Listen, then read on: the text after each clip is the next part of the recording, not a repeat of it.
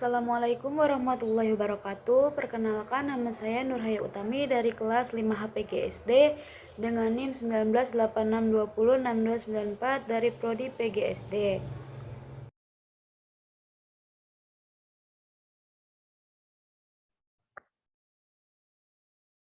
Di sini saya akan menjelaskan tentang penerapan landasan psikologis dalam pengembangan kurikulum.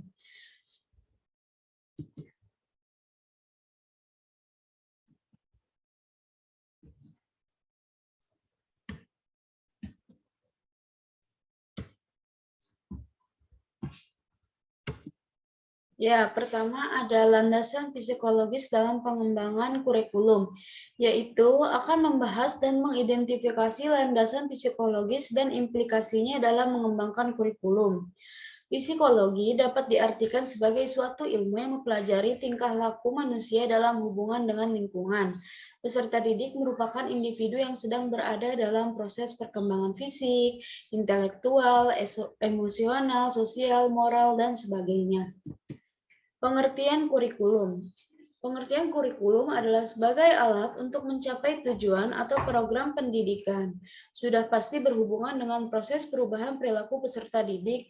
Dengan adanya kurikulum, diharapkan dapat membentuk tingkah laku baru berupa kemampuan atau kompetensi aktual mampu potensial dari setiap peserta didik, serta kemampuan-kemampuan yang dimiliki dalam waktu yang relatif lama. Selanjutnya ada fungsi kurikulum, yaitu mengingat kurikulum merupakan suatu program pendidikan yang berfungsi sebagai alat untuk merubah perilaku peserta didik ke arah yang diharapkan oleh pendidikan, maka tentu saja dalam mengembangkan kurikulum pendidikan harus menggunakan asumsi-asumsi atau landasan yang bersumber dari studi ilmiah bidang psikologi.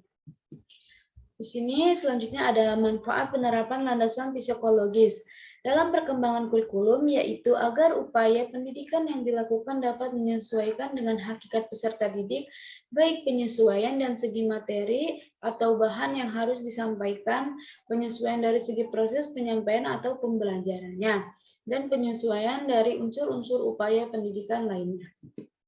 Contoh penerapannya yaitu yang pertama ada setiap anak diberi kesempatan untuk berkembang sesuai dengan bakat, minat, dan kebutuhannya. Yang kedua, di samping disediakan pelajaran yang sifatnya umum atau program inti, disediakan pula pelajaran pilihan yang sesuai dengan minat. Yang ketiga, kurikulum di samping menyediakan bahan ajar yang bersifat kejuruan tetapi juga menyediakan bahan. Yang keempat, kurikulum memuat tujuan-tujuan yang mengandung pengetahuan, nilai atau sikap dan keterampilan yang menggambarkan kepribadian yang utuh lahir dan batin. Selanjutnya ada implikasinya, yaitu seorang guru mengajar TK, maka strategi dan metode mengajar yang digunakan harus berbeda dengan ketika mengajar anak SMA. Biasanya strategi dan metode anak TK yaitu belajar sambil bermain. Sekian presentasi dari saya, kurang lebihnya mohon maaf. Wassalamualaikum warahmatullahi wabarakatuh.